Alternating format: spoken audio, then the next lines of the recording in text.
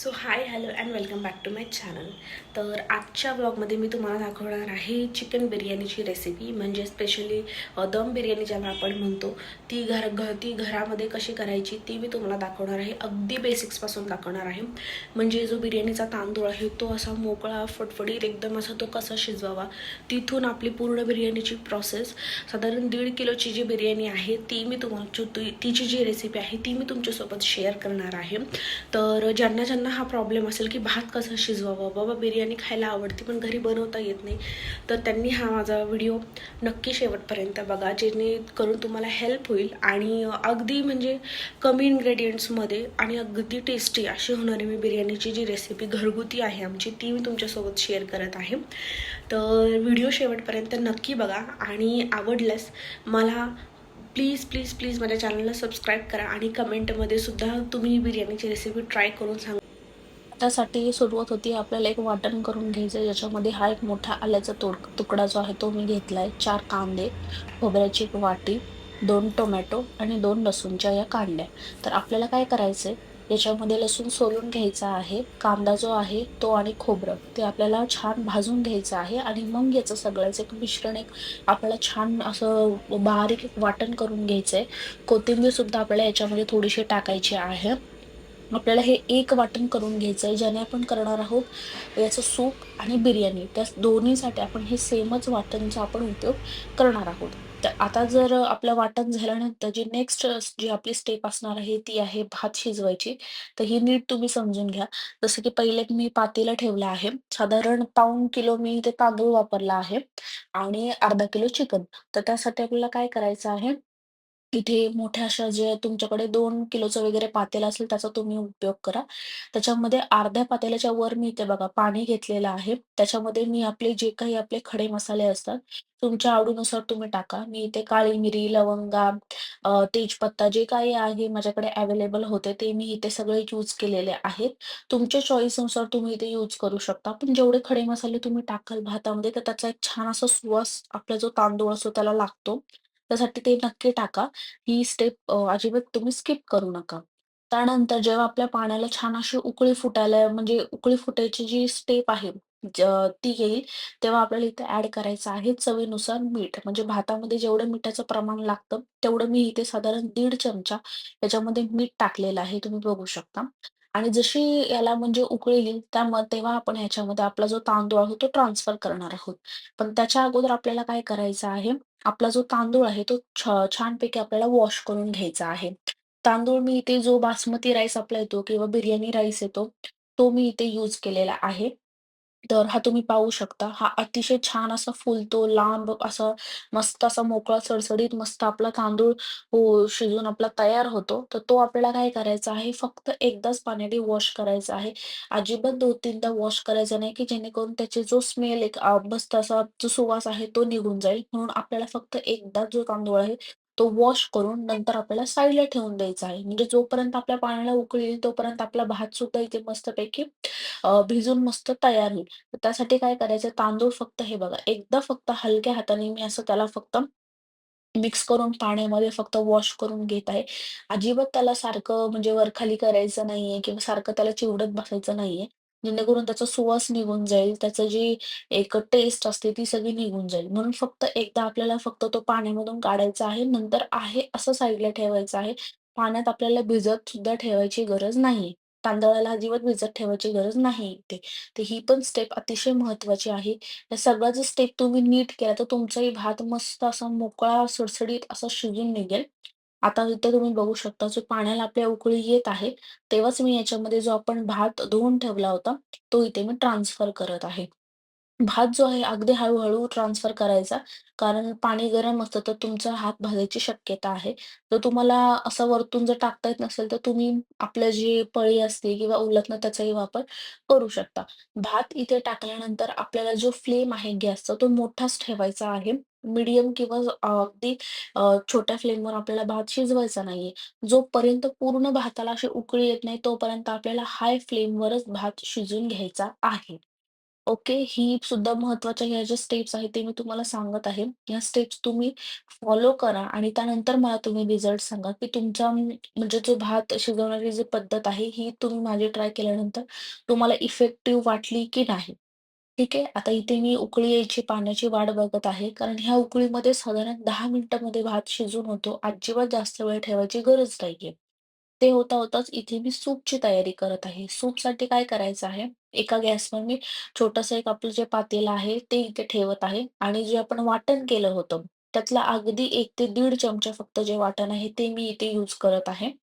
तर त्याच्यामध्ये मी मसाले टाकून घेतले होते, जसं की चिकन मसाला, लाल तिखट, हळद आणि मीठ. त्यानंतर हे चिकन आहे, ते मी इथे वॉश करून घेतलं आहे. हाल्फ केजी चिकनचा मी इथे वापर करत आहे. अकॉर्डिंग टू तुमची बिर्याणी क्वांटिटी तुम्ही चिकनचा यूज करायचा आहे. तर हे बघा, त्या वाटणामध्ये मी जसं तुम्हाला मगाशी सांगितलं, तसं ते मी सगळे मसाले परतून घेतले आहेत, ब्राऊन होईपर्यंत. तर मस्त असं तर त्या जे वाटण आपण परतवलं होतं, 1-1.5 चमचा घालून त्याला मस्त असं तेल सुटलेलं आहे. त्याच्यामध्येच आता आपण काय करणार आहोत, आपलं जे चिकन आहे, ते सुद्धा आपण ह्या वाटणामध्ये ट्रान्सफर करणार आहोत. साइडलाच मी इथे तुम्हाला दाखवते, की भात आहे बघा, त्याला मस्त अशी उकळी येत आहे. आणि त्याच्यामध्ये जो आपला भात आहे, तो मस्तपैकी असा म्हणजे शिजत आहे. तर हा मी एकदा चेक करते, की किती पर्सेंट हा जो भात आहे, तो माझा शिजलेला आहे. हाताने एखादं जे शीत आहे, ते दाबून बघायचं आहे, जेणेकरून तुम्हाला कळतं, की भात आपला किती पर्सेंट शिजला आहे. भात आपल्याला गरम पाण्यामध्ये फक्त 70% ते 80% शिजवून घ्यायचा आहे. पूर्ण 100% भात शिजवायचा नाही. म्हणून सुद्धा जेव्हा तुम्ही बिर्याणी कराल, तुम्ही जर पूर्ण भात एकाच वेळी शिजवून घेतला, तर तुमची जी बिर्याणी आहे, ती पूर्ण मिक्स होऊन जाते. भाताचे तुकडे पडायला लागतात. त्यासाठी आपल्याला फक्त 70% ते 80% आपल्याला जो आपला जो तांदूळ आहे, तो इथे शिजवून घ्यायचा आहे. चिकन ट्रान्सफर केल्यानंतर मी मस्तपैकी चिकनला तो जो मसाला आहे, तो कोट होईल असं मी मस्त चिकन इथे परतवून घेत आहे. ह्याला सूप म्हणतो आम्ही. म्हणजे ही माझ्या पूर्ण घरगुती जसं माझ्या घरामध्ये बिर्याणी बनते, ती मी पद्धत तुमच्यासोबत शेअर करत आहे. काही लोकं रस्सम करतात किंवा आणखीन काही-काही बिर्याणी सोबत म्हणतात ना, आपण ते बनवतो. तर आम्ही हेच जे चिकन आहे त्याचंच आम्ही इथे सूप करतो आणि तेच आम्हाला बिर्याणीसोबत आवडतं. तर इथे जे चिकनचे पीस आहे त्याला मस्तपैकी असा मसाला लागलेला आहे. आता मी याच्यामध्ये जेवढं सूपची मला क्वांटिटी हवी तेवढं मी याच्यामध्ये पाणी टाकत आहे. म्हणजे या सूपमध्ये तुम्ही जर गरम पाणी टाकलं तर बेस्टच. पण मी थोडी घाईत होते त्यामुळे मी आहे असं थंड जे पाणी म्हणजे नॉर्मल जे आपलं पाणी असतं ते मी इथे टाकून चिकन याच्यामध्ये शिजवून घेत आहे.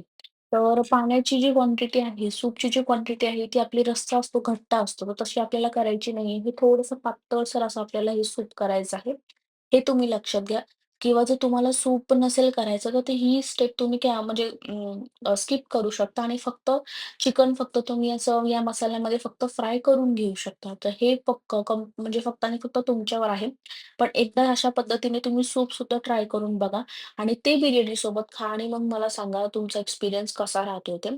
तर आता मी इथे बघा जेवढं मला हवंय पाणी तेवढं मी इथे टाकून घेत आहे आणि ह्याच्यामध्येच मी चिकनला शिजवणार आहे. अर्धा किलो चिकन शिजायला साधारण 15 ते 20 मिनिटं लागतात. तोपर्यंत आपला भातही शिजतो आणि चिकनही शिजून होते. तर असं साइड बाय साइड तुम्ही दोन्ही कामं करू शकता जेणेकरून म्हणजे अवघ्या 1 तासात तुमची जी बिर्याणी आहे ती रेडी होऊन जाते. जास्त वेळ लागत नाही. तर आता चिकनला उकळी येईपर्यंत वगैरे मी थोडा मोठ्या फ्लेमवर चिकन शिजवून घेणार आहे आणि नंतर मग मी ती जी फ्लेम आहे ती थोडीशी मीडियम करून त्याला चिकन मस्त मऊसूद असं शिजून देणार आहे. इथे बघा भात माझा शिजतोय. मी अजिबात फ्लेम कमी केलेली नाहीये. मी अशीच थोडीशी मोठ्या फ्लेमवरच भात शिजवून घेत आहे.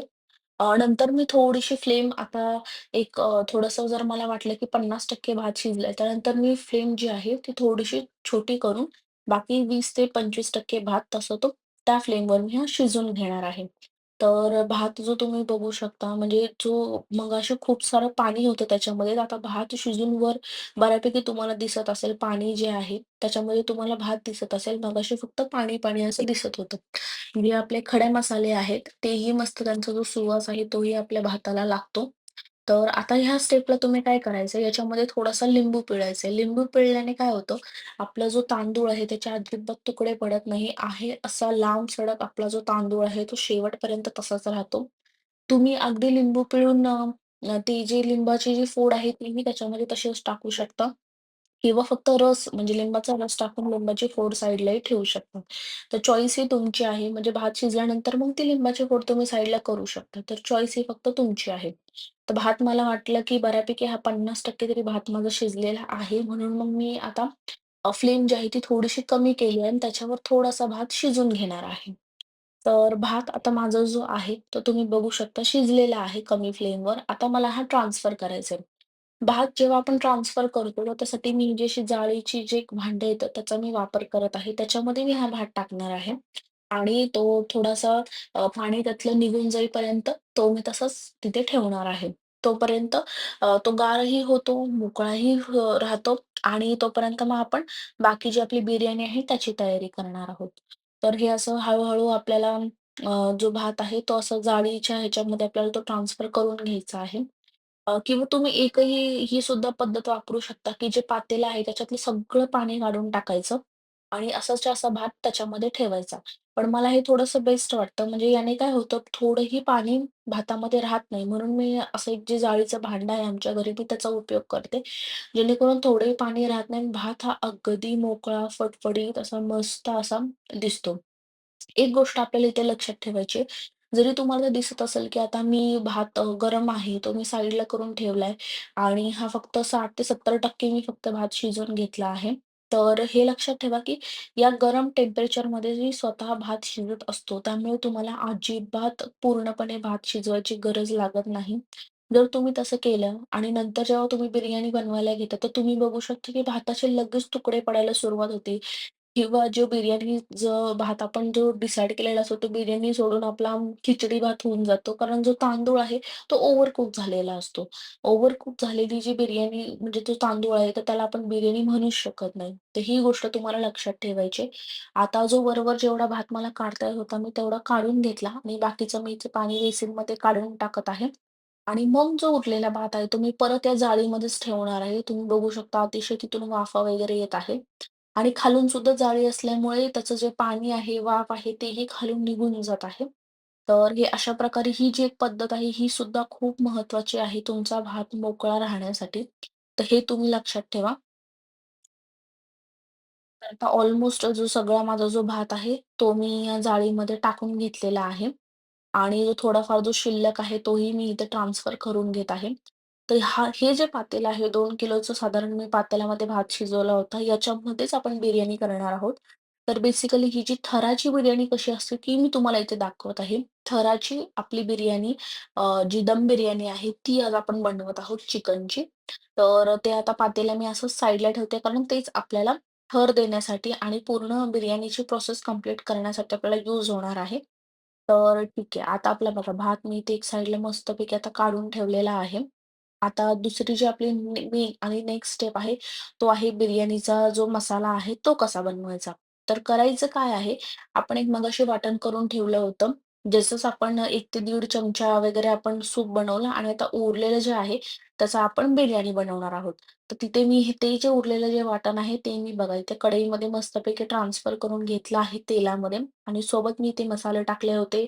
लाल तिखट, बिर्याणी मसाला, थोडासा चिकन मसाला आणि आपला घरगुती जो मसाला असतो तो इथे मी टाकलेला आहे. थोडीशी हळद आणि मीठ हे सगळं टाकून आपल्याला मस्त जो आपला मसाला आहे तो परतवून घ्यायचा आहे. अनफॉर्च्युनेटली मी ॲक्चुअली ते शूट करायचं म्हणजे माझ्याकडून क्लिक झालं नाही बटन म्हणून मी तुम्हाला तोंडी सांगत आहे.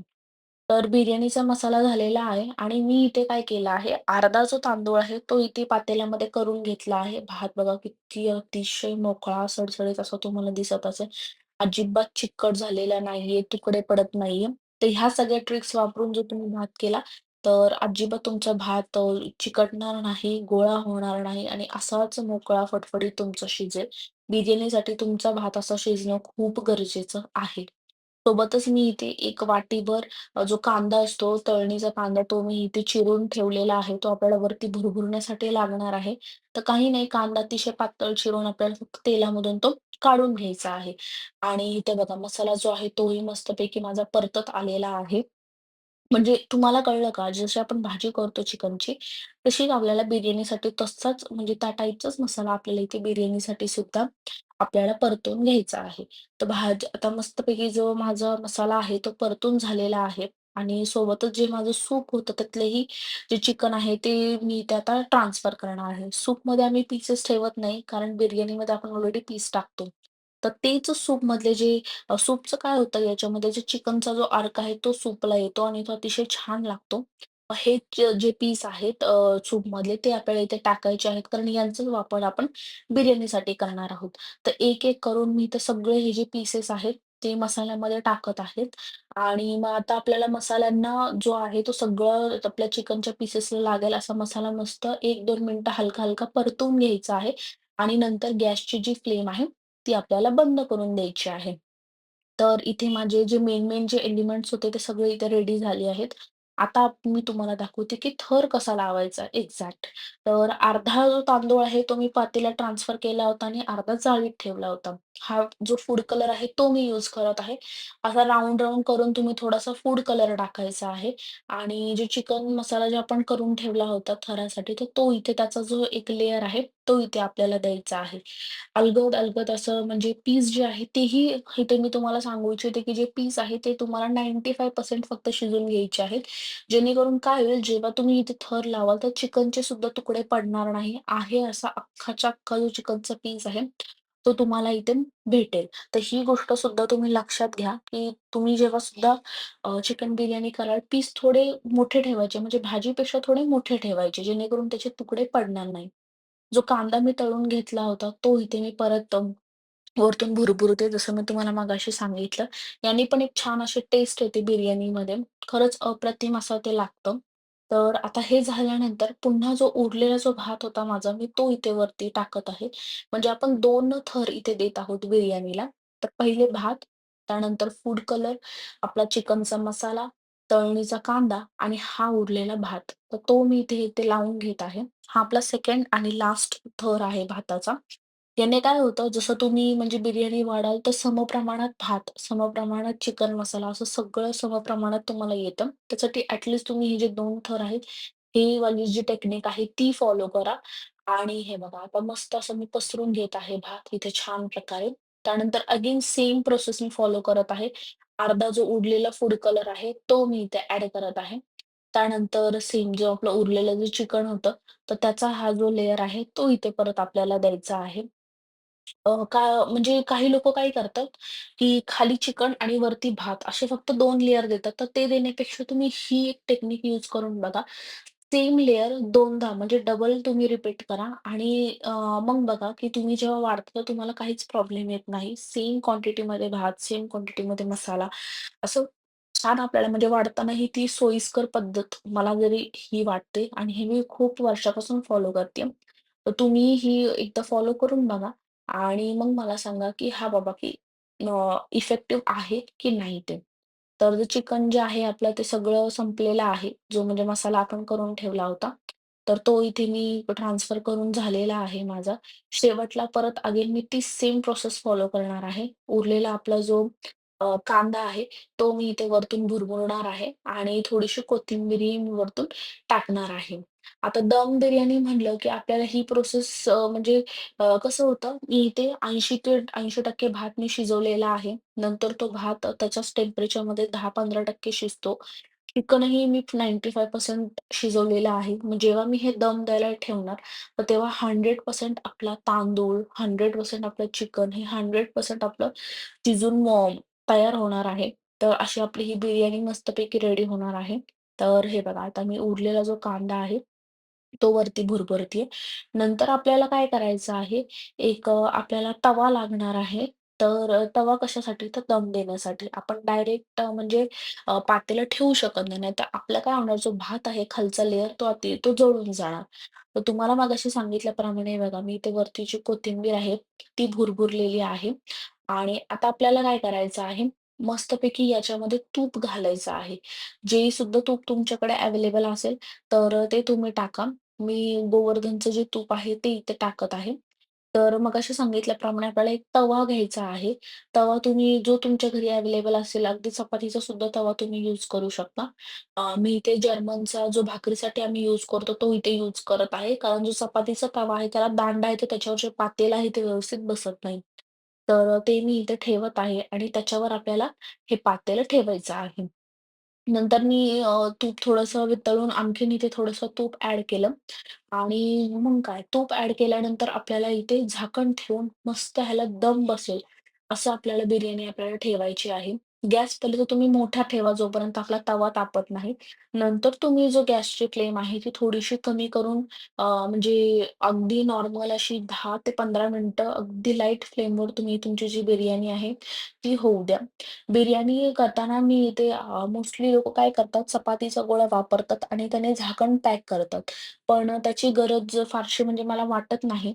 तर त्याऐवजी आपण काय करायचं आहे, आपली जी बिर्याणी आहे, त्याच्यावरती हे असं तूप वगैरे सगळं टाकून आपण त्याच्यावर एक झाकण ठेवून जड वजनासाठी जे काही तुमच्या घरी असेल, वरुटा म्हणा, खलबत्ता म्हणा, जे काही तुमच्या घरी असेल, की जे हेवी आहे, तर अशा प्रकारे तुम्ही ते यूज करून त्याला मस्त दम बसेल आपल्या बिर्याणीला, त्याचा तुम्ही वापर करू शकता. मस्तपैकी झाकण पॅक लावून आपल्याला त्याला दम काढून द्यायचा आहे. बरं दम कसा बसला बिर्याणीला हे कसं ओळखायचं? तर जेव्हा तुम्ही झाकण काढाल, तर त्याच्यामधून मस्त अशी वाफ बाहेर येतो. जो बिर्याणीचा अरोमा आहे तो बाहेर येतो. मस्त असा सुवास येतो. म्हणजे तुम्हाला कळून जातं की बिर्याणीला दम बसला आहे. आता हे मी साधारण 15 मिनिटं ठेवणार आहे आणि 15 मिनिटानंतर आता तुम्ही बघा आपल्या बिर्याणीला कसा दम बसलेला आहे ते. मस्तपैकी आपली जी बिर्याणी आहे, ती खाण्यासाठी बघा, मस्त अशी रेडी झालेली आहे. तूप सगळं आतमध्ये मुरून मस्तपैकी वितळून त्याच्या आतमध्ये असं मुरलं आहे आपल्या बिर्याणीमध्ये तूप आणि कोथिंबीरचा कलर आहे तो थोडासा डाऊन होतो, की तुम्ही समजून जायचं की आपल्या बिर्याणीला छान असा दम बसला आहे आणि इथे आपली बिर्याणी रेडी झाली आहे. तर मग काय सोबतच मी केली होती मस्तपैकी आपली काकडीची कोशिंबीर आणि हे सूप. अप्रतिम कॉम्बिनेशन आहे. नक्की ट्राय करा आणि मला कमेंटमध्ये नक्की सांगा, की आजची बिर्याणी तुम्हाला